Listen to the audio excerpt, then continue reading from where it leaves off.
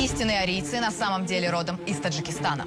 К этой версии склоняются многие историки. 2006 год был объявлен в республике годом арийской цивилизации. Здесь не только переписывают учебники, но и меняют фамилии на иранский манер. Арийская цивилизация. Гитлер исказил значение этих слов. Древние арии не имели ничего общего с идеологией нацизма.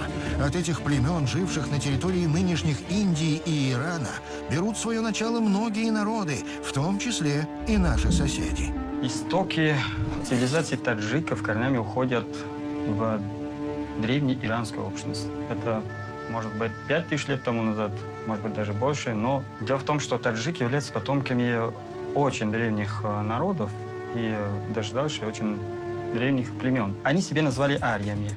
Таджикские историки утверждают, что начиная с 7 века таджиками называли всех, кто говорил на персидском языке.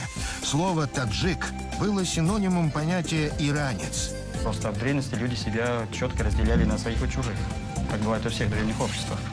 И по мнению ученых, арий означает просто свой. Себя назвали ариями, своих соседей, которые не были их родственниками, назвали анари.